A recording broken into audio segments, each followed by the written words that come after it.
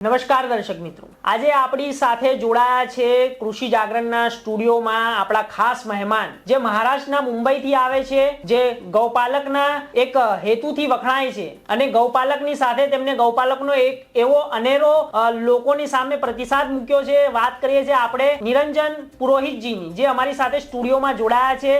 જી નિરંજનભાઈ, કેવી રીતે આપને વિચાર આવ્યો કે આપણે ગૌપાલક કરી અને લોકો સુધી આ વાત પહોંચાડીએ? જય શ્રી કૃષ્ણ, જય ગૌ માતા। આપણે જ્યારે આ ચાલુ કર્યું તો મેં જોયું કે ગાય, દેશી ગાય જે આપણે કહીએ, ગાય અને લોકોના વચ્ચે જે માન્યતાઓ છે એ બહુ મોટો ગેપ આવી ગયો છે। આજના તમે નવા જે બાળકોને જોશો, તમે ડોગી છે એની આગળ સહેલાઈથી જતું રહે છે, પણ ગાયથી ડર લાગે છે ને। તો આ જે ગેપ છે એ ગેપ કેવી રીતે દૂર કરવો? બીજું, અમે મેટ્રો સિટીમાં રહીએ છીએ તો ત્યાં ગાય પારવાનું એટલે નેક્સ્ટ ટુ ઇમ્પોસિબલ લોકોને લાગે છે। તો અમને લાગ્યું કે નહીં, આ વસ્તુ કરવી બહુ જરૂરી છે, કારણ કે back to basic corona time પર આપણે ખબર પડી કે બેક ટુ બેસિક કેટલી જરૂરી છે અને દેશી ગાય એટલે ગાયને કેટલી ઉપયોગી છે જીવનમાં। જ્યારે આનો અભ્યાસ ચાલુ કર્યો અને બધું કર્યું તો અમને જાણકારી મળી કરીને। જી બિલકુલ। તો જેવી રીતે કે વાત કરીએ નીરજભાઈ કે આપણે ગૌપાલક, જે તમે અત્યારે નામ તમારું ગૌપાલકથી વખણાય છે, અને બીજી વસ્તુ એ કે ગૌશાળા બી છે તમારી, તો આશરે તમારા ગૌશાળાની અંદર કેટલી ગાયો છે અને તે ગાયોની દેખરેખ માટે તમારે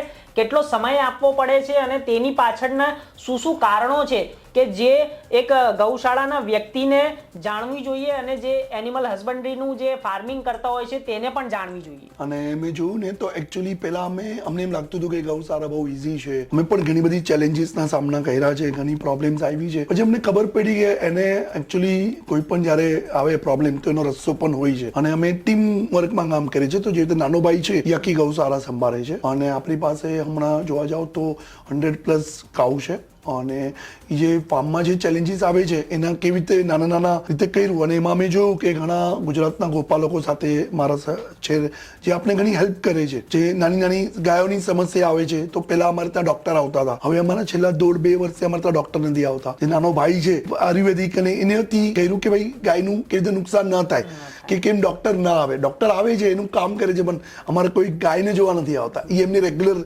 વિઝિટ કરવા માટે આવે છે। તો ગૌશાળામાં જે નાના નાના પ્રશ્નો છે એ હવે આવી 6 વર્ષ થઈ ગયા તો અનુભવથી અમે કરવા માંડ્યા છે। તો હાલ અત્યારે કેટલી તમારી ગૌશાળાઓ છે અને કઈ કઈ જગ્યાઓમાં ગૌશાળા તમારી સ્થપાયેલી છે? હમણાં આપણે મહારાષ્ટ્રમાં મુંબઈની નજીક 2 ગૌશાળા છે અને હમણાં એક ગૌશાળા આપણે ગુજરાતમાં ચાલુ કરી છે, આનંદ આગળ, જે આપણે એ પણ કાકા ઘણા વર્ષોથી એકલા કરતા હતા। અમે તમને કીધું એવું કે ટીમ વર્ક હોવું જોઈએ અને અમે તો એટલું સમજાવીએ કે ગૌશાળા ચાલુ કરવી હોય તો ગોબર વેચતા આવડવું જોઈએ, કારણ કે ગોબર વેચતા આવડી ગયું તો તમે દૂધ પર ન રહેવું જોઈએ। અને હું તો દર્શક મિત્રોને કહું કે તમે પણ દેશી ગાય આધારિત પ્રોડક્ટ વાપરવાની આદત રાખો। જો હરેક ફાર્મર અને હરેક ગોપાલક આ નીતિ અપનાવશે તો બધી જ ગૌશાળા આત્મનિર્ભર થઈ શકશે। તો બીજો એક મારો સવાલ છે કે તમારી કેટલી પ્રોડક્ટો છે અને તે તમે ગૌશાળામાંથી કેટલી પ્રોડક્ટો બનાવો છો તેમાંથી?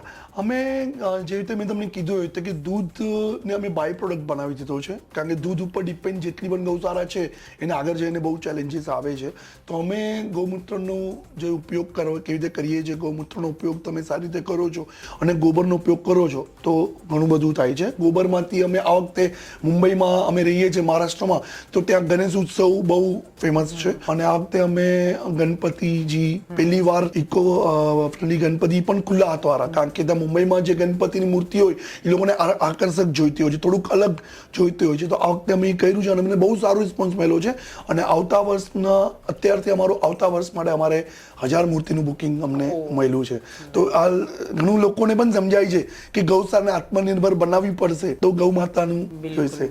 તો એના સિવાય આપણે ગાયના ગોબરમાંથી ઘણા ધૂપબત્તી છે, સુરભી કપ છે, માળા બનાવીએ છીએ, આપણે એન્ટી મોબાઈલ રેડિયેશન ચીપ બનાવીએ છીએ, બીજા ઘણા બધા પ્રોડક્ટ આપણે ગોબરમાંથી બનાવીએ છીએ। તો બીજું એ કે તમારી જે પ્રોડક્ટ છે તો એ અત્યારે હાલ પ્રોડક્ટ કઈ રીતે સેલ થાય છે અને તેના સેલ માટેનું કયું એવું પ્લેટફોર્મ છે જેના ઉપરથી લોકો તમારી પ્રોડક્ટને જોવે છે? રાઈટ, આના માટે આપણી આત્મયા ફાર્મ વેબસાઇટ પણ છે, આપણી પોતાની એપ પણ છે અને આમાં અમે તમને કીધું હોય કે લોકો, સામાન્ય માણસ ગૌશાળાથી કેવી રીતે જોડાય, તો એના માટે અમે કોરોના વખતે એક પ્રયોગ કરેલો અને એને લીધે એના થકી આજે અમારી સાથે 30 થી 35 હાઉસવાઈફ જે ઘરે બેસીને અમારી સાથે જોડાય છે, જે કામ કરે છે, તો અમે એને પણ આત્મનિર્ભર કેવી રીતે બનાવવું એ પણ અમે જોતા હોઈએ છીએ। તો દર્શક મિત્રો, આજે આપણી સાથે જોડાયા હતા આત્મીય ફાર્મના ફાઉન્ડર અને નીરજ પુરોહિતજી, જેમને સ્ટુડિયોમાં પોતાનો સમય આપ્યો અને કૃષિ જાગરણની મુલાકાત લીધી। આપ સૌનો ખૂબ ખૂબ આભાર। જય શ્રી કૃષ્ણ, જય ગૌ માતા।